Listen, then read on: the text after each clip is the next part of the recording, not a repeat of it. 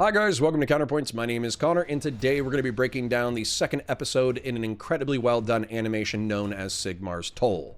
The lore of it is pretty dope, so I invite you to come along for the ride. Now, Games Workshop denies this, but 100% in my headcanon, Warhammer Fantasy and Warhammer Age of Sigmar happen in a pocket dimension in the warp. If you want that explanation, go watch episode 1, but for now let's get into the lore and the violence. This episode is brought to you by Mastermind Models and Miniatures. They are a phenomenal paint studio out of Huntsville, Alabama, who are waiting for your commission idea. You know darn well that you're just going to spend another fortune on plastic gray kits that are just going to sit there in your pile of shame, and it will take years to get them on the battlefield. Instead of procrastinating, let Mastermind Models and Miniatures bring your imagination to life. Go to the link down in the description below and tell them that we sent you.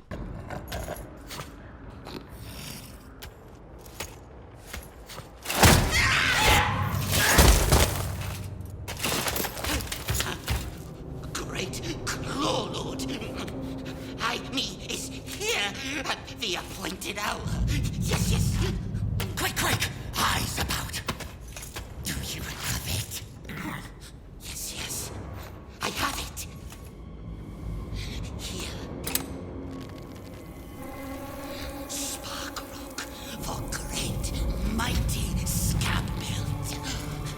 Good, good. It is honor to serve great and powerful Claw Lord.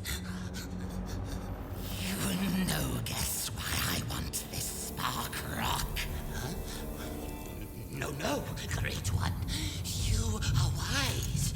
I don't guess your plans. Warlock Shriek, say squeak that spark rock.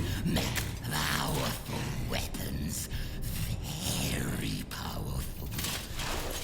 Maybe Shriek is right. No.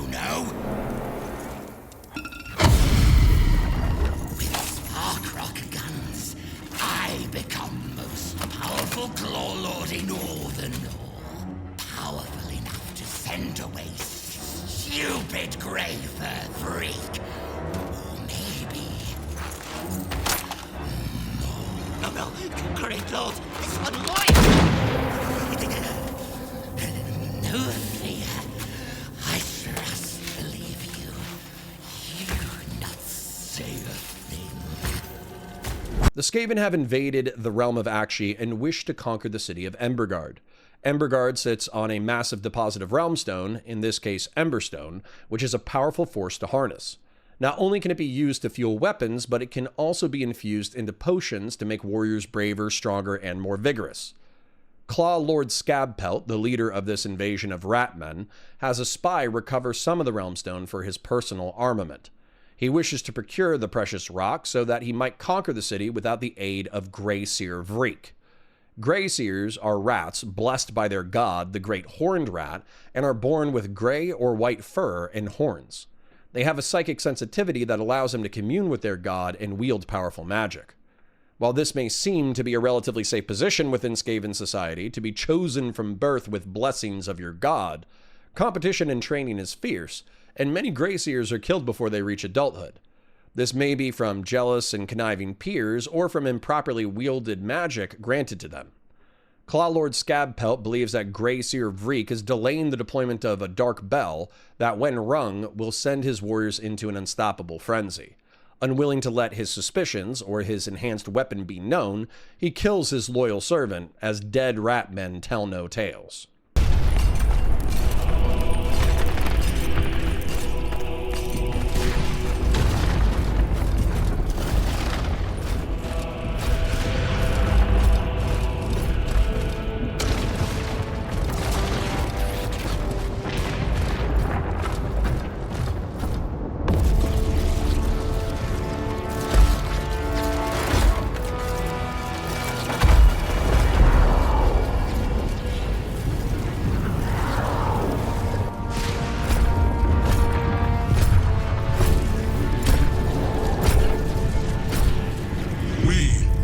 final line of defense. The God King's bulwark against the corruption. No beast, no blade, no baleful sorcery can stay our advance. Some judge us to be lost. But we are the avatars of the storm. Nightly courses where blood once flowed. Banishing the last of our mortal weaknesses. We are changed. We have gone beyond the storm's eye. Yet we still remain.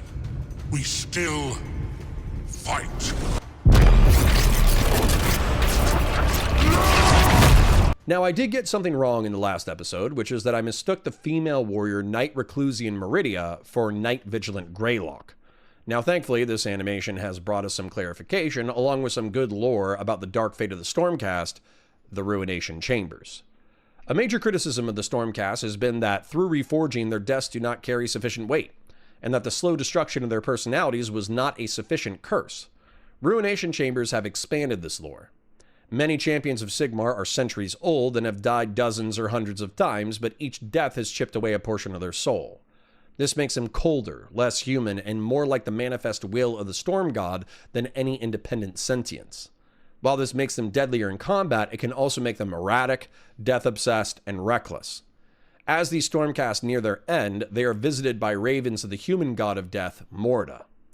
This is to mark them as being soul-thin, with only one or several deaths left to give Sigmar. Those near their last lives to give are said to have passed the eye of the storm. They will be committed to the Ruination Chambers, where they are assigned a Memoriam Priest. Memoriam Priests record their champions' great deeds and recount them when not in battle, trying to tether the Stormcast soul to the realms. This is a bleak but solemn duty as the Memoriam Priests watch their charges slowly lose their connection to humanity and ultimately reality. Many of these Stormcasts will be killed in battle, and there simply will not be enough of a soul left to reforge. They die as echoes of the Storm God. For those warriors who become catatonic or psychotic, fully unmoored from reality, there is the Lord Terminus. It is his grim duty to bear a great axe into battle, firstly to kill the enemies of Sigmar, but also to release his brothers and sisters into death should they slip into madness. What I like about the Stormcast who have gone through the Eye of the Storm is that they are near their last life. They may have served for centuries dutifully suffering every kind of horrible death imaginable and given every part of their essence to the Storm God. However, even they don't know what happens to their souls when they are nothing but echoes, so hollow and destroyed that they cannot reincarnate. This is similar to the curse of the Blood Angels, who know that while they are biologically close to immortal, they will either fall in battle or fall to mindless bloodthirst, or both. To quote Chief Librarian Mephiston, "The gifts of the angel are but a curse delayed." Knight Questor Leotus petitions Lord Vigilant Greylock for his forces. The Lord Vigilant accepts the petition, but warns Leotus of the dire straits they're in. The Vermin Doom has ripped through Akshi and through many more realms, overwhelming Sigmarite forces. The Ruination Chamber has received hundreds of warranted petitions for aid, but have not been able to respond to a great many of them.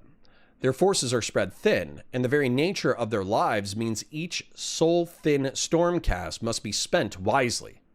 Leotus visits an old friend, Knight Reclusian Meridia, who does not recognize him. Although they served together for centuries, and it was a vision of her that drove Leotus onto this quest, she has no counsel or wisdom or insight to offer the Knight Questor. Hauntingly, she says that Sigmar lied. As echoed in the original trailer, Meridia seems to echo the sentiment that she believed she was an immortal warrior, saved from death. That she would be charged to fight in the Storm God's name and behalf of humanity for centuries. This was true.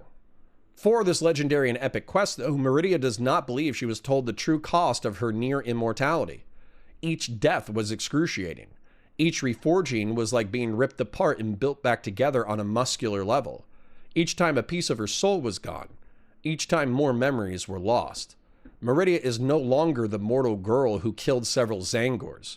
She's not even a Stormcast warrior anymore. She is an echo of those things, and all that remains is Sigmar's blazing will, puppeteering her body for violent purpose. And what a glorious and violent purpose it is. A half-dozen Reclusian knights, a half-dozen prosecutors, and Knight Vigilant Greylock are ready to teleport into battle.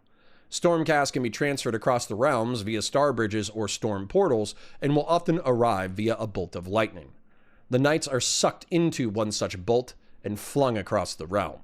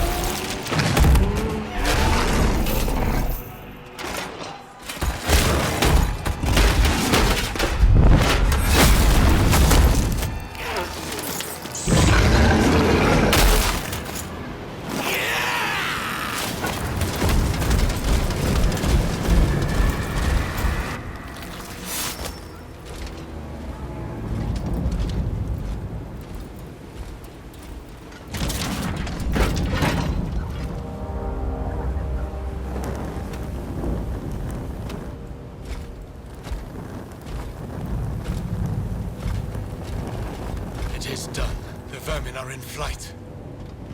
It is never done. The slaughter is endless. Evacuate the city while you still can. Clawlord Scabpelt, atop a horrific Gnaw beast, leads his claw into battle, hoping to take the city without the aid of the Grey Seer, allowing him to claim glory. A dozen Liberator Hallowed Knights stand between him and the city, willing to sell their lives to delay the inevitable. As the Skaven charge, the Ruination Chamber arrives on etheric lightning. Knight Vigilant Greylock rides atop a Griff Stalker, a griffin mount that absorbs the souls of the slain, empowering his rider and nearby knights. While some scenes are repeated from the original trailer, there are also some new details. We see Knight Questor Leotis and Knight Liberator Avian slaying Skaven. We also see Memoriam priests engaging in slaughter. The musket-wielding snipers known as Jezzails are countered by the prosecutors, as the Skaven rattling Warp Blaster rains warpstone projectiles into the ranks. A thrown axe from Knight Vigilant Greylock kills the driver, ending the onslaught. A Skaven ogre that blasted a Liberator in Warpfire is dispatched by the Lord Terminus. Finally, Knight Reclusian Meridia kills the Gnaw Beast, sending Clawlord Scabpelt scurrying for his life. Meridia orders the city evacuated. Their action is not a victory, but a defeat delayed. With the failed incursion, Clawlord Scabpelt curses the weak Skaven around him and promises revenge on the Grey Seer who has undermined his victory. If you want to support the channel, please remember to like the video, share it with your friends, ring the bell for new videos, and comment for the comment gods. Your viewership helps me in the algorithm and is appreciated. If you want to take your support a bit further, please become a YouTube member or support us at patreon.com/counterpoints. Check out the other videos on the channel, support our sponsors. I'll catch you in the next one. Until the end.